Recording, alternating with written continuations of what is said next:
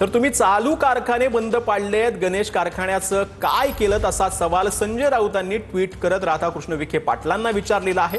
काही दिवसांपूर्वी विखेंनी उद्धव ठाकरेंवर टीका केलेली होती। दरम्यान उद्धवजींनी एखादा कारखाना सुरू केला का, उद्योग सुरू केला का, एखादा कारखाना चालून दाखवला का, असं काही केलं का, शेतकरी हिताचा एखादा उद्योग उद्धवजींनी केला का, अशी जो सवाल आहे तो राधाकृष्ण विखे पाटलांनी केलेला होता। आणि त्यानंतर आता संजय राऊतांनी ट्विट करत विखेंना सवाल केला।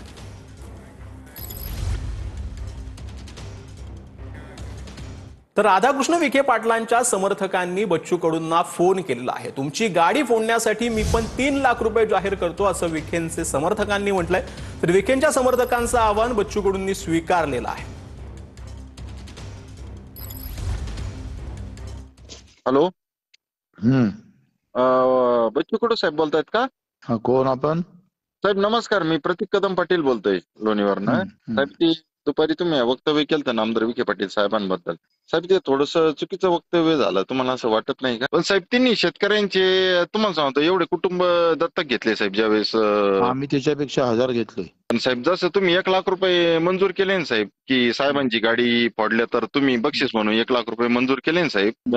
वैयक्तिक मी खूप लय म्हणजे सर्वसामान्य शेतकरी साहेब, मी पण 3 लाख रुपये आज नाही, तुम्ही गुलाम आहे त्या विखे पाटलाचे। नाही गुलाम नाही साहेब, आम्ही निष्ठावान त्यांचे कार्यकर्ते आहे आणि शेतकरी आहे साहेब। मी पण निष्ठावान राहा तुम्ही आयुष्यभर साहेब। मी पण 3 लाख रुपये जाहीर केले। तुमची गाडी जर फोडली ना साहेब, मी पण 3 लाख रुपये जाहीर केले। जाहीर करा। हा, केले साहेब, जाहीर केले। ठीक आहे। हो हो हो, आम्ही स्वीकारतो आव्हान तुमचं। नाही मी पण तुमचं आव्हान स्वीकारलेलं आहे। विखे पाटलांवर आहे ना काहीच होऊ शकत नाही। तर त्रिभाषा समितीचे अध्यक्ष नरेंद्र जाधव उद्धव ठाकरेंची भेट घेणार आहेत। उद्या दुपारी 12:30 वाजता मातोश्रीवर ते उद्धव ठाकरेंची भेट घेतील। नरेंद्र जाधव यांनी मंगळवारी मनसेचे अध्यक्ष राज ठाकरे यांची भेट घेतली होती। हिंदी सक्तीला विरोध केल्यानंतर राज्य सरकारच्या वतीनं एक त्रिभाषा समिती नेमण्यात आलेली आहे आणि त्या समितीतून अहवाल जो आहे तो तयार केला जाणार आहे। त्रिभाषा समितीला आपला अहवाल 5 डिसेंबरला राज्य सरकारकडे सुपूर्द करायचा असल्यानं भेटींना वेग आल्याचं पाहायला मिळालं। मी एकदा शब्द दिला की तो पूर्ण करतोच असं एकनाथ शिंदेंनी म्हटलंय। एक बार मैं जो कमिटमेंट करता हूं तो मैं फिर खुद की भी नहीं सुनता असं शिंदेंनी म्हटलंय। सांगलीच्या बैलगाडा शर्यतीमध्ये उपमुख्यमंत्री एकनाथ शिंदेंकडून ही डायलॉगबाजी करण्यात आली।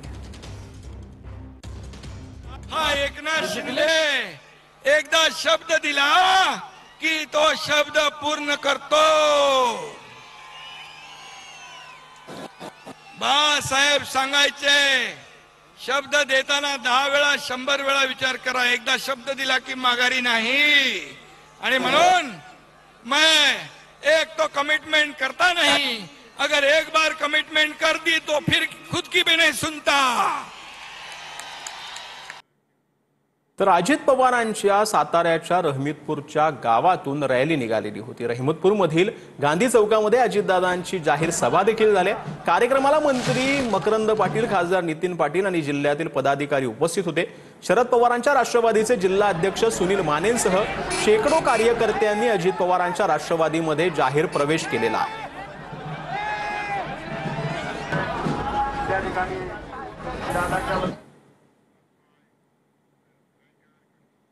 तर मुंबई अहमदाबाद महामार्गावर 3 वाहनांचा अपघात झाला। यामध्ये 3 जण जखमी झालेले आहेत। ट्रॅक्टर, कार आणि हायवे पेट्रोलिंग वाहनाची एकमेकांना धडक बसली।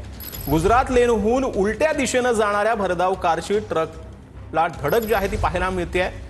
ट्रकला धडक दिल्याने ट्रॅक्टरचे 2 तुकडे झालेले आहेत, तर मागून येणाऱ्या हायवे पेट्रोलिंगच्या व्हॅनलाही धडक बसलेली आहे। इको कारच्या पुढच्या भागाचा चक्काचूर झाल्याचं पाहायला मिळतं।